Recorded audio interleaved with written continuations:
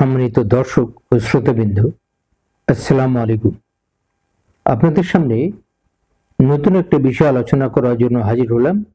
এখন যে বিষয়টা নিয়ে আলোচনা করব তার শিরোনাম হচ্ছে ক্রিকেটের নিরাপত্তা ও অস্থিরতা। আপনারা জানেন যে ক্রিকেটে টি-20 বিশ্বকাপ নিয়ে যে নিরাপত্তা বিতর্ক সৃষ্টি হয়েছে সেটা কেবল বাংলাদেশ দলে অংশ নেওয়ার প্রশ্নই সীমাবদ্ধ নেই। এই বিতর্ক আইসিসি নিরপেক্ষতা এবং ক্রিকেটের ভবিষ্যৎ চরিত্র নিয়ে গুরুতর প্রশ্ন তুলে দিয়েছে। আইসিসি নিরাপত্তা বিভাগের চিঠিতে বলা হয়েছে, বাংলাদেশ দলের খেলোয়াড় মুস্তাফিজুর রহমান দলে থাকলে বাংলাদেশের নিরাপত্তা ঝুঁকি বাড়বে, সমর্থকরা জার্সি পরলে ঝুঁকি থাকবে। এমনকি বাংলাদেশের নির্বাচন যত ঘনিয়ে আসবে, ভারতের মাটিতে বাংলাদেশ দলের ঝুঁকি তত বাড়বে। এসব যুক্তি কেবল অদ্ভুত নয়, বিপজ্জনকও বটে। নিরাপত্তা এবং অস্থিরতা প্রসঙ্গে ভেন্যু পরিবর্তন ক্রিকেটে নতুন কিছু নয়। এর আগে এমন দৃষ্টান্ত তৈরি করেছে খোদ ভারত। গত বছর মার্চে চ্যাম্পিয়ন্স ট্রফির স্বাগতিক দেশ ছিল পাকিস্তান, কিন্তু বৈরী রাজনৈতিক পরিস্থিতির অজুহাতে পাকিস্তানে গিয়ে খেলতে চাননি ভারত। এতে ভারতের সব ম্যাচ সরিয়ে নেওয়া হয় দুবাইয়ে। ভারতের এমন উদাহরণ অসংখ্য। 1996 সালে ওয়ানডে বিশ্বকাপ যৌথভাবে আয়োজন করেছিল ভারত, পাকিস্তান ও শ্রীলঙ্কা, কিন্তু অস্ট্রেলিয়া ও ওয়েস্ট ইন্ডিজ শ্রীলঙ্কায় খেলতে রাজি হয়নি। 2003 সালে জিম্বাবুয়েতে গিয়ে খেলতে রাজি হয়নি ইংল্যান্ড। সেসব ক্ষেত্রে আইসিসি বিকল্প ব্যবস্থা নিয়েছে। তাহলে বাংলাদেশ একই দাবি তুললে সেটি কি সমস্যা হিসেবে দেখা হবে কেন? বাংলাদেশের ক্ষেত্রে নিরাপত্তা ও অস্থিরতার সংখ্যা কেবল অনুমান নয়। নিরাপত্তা ঝুঁকি দেখিয়ে মুস্তাফিজুর রহমানকে আইপিএল থেকে বাদ দেওয়ার ঘটনা প্রমাণ করে ভারতের পরিবেশ স্বাভাবিক নয়। আইসিসি নিরাপত্তা চিঠিতেই ঝুঁকির কথা স্বীকার করা হয়েছে।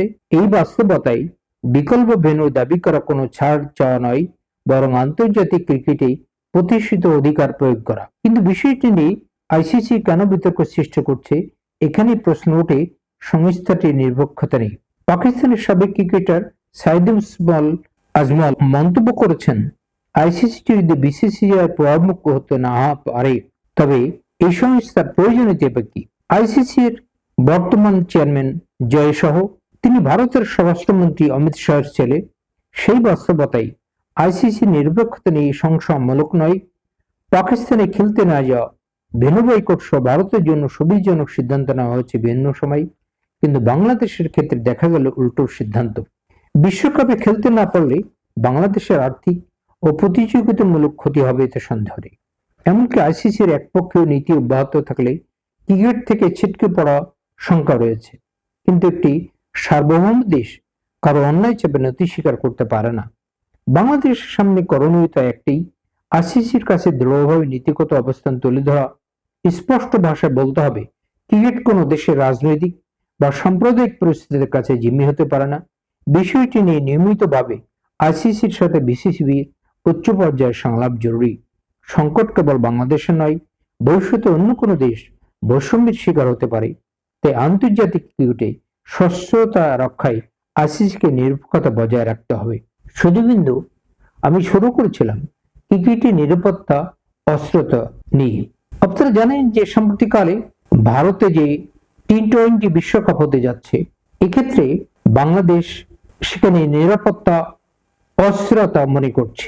তাই ক্রিকেটের নিরাপত্তা অস্থিরতা নিরসন প্রসঙ্গে আপনার অবশ্যই বিশ্বকাপ ক্রিকেট সংস্থাকে এই নিরাপত্তা অস্থিরতা দূরীভূত করার জন্য অবশ্যই বাংলাদেশ যে ইস্যুটি উত্থাপন করেছে, এই ইস্যুটাকে অবশ্যই গুরুত্ব দিতে হবে।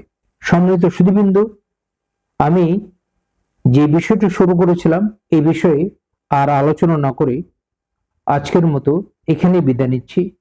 আপনাদেরকে অসংখ্য ধন্যবাদ।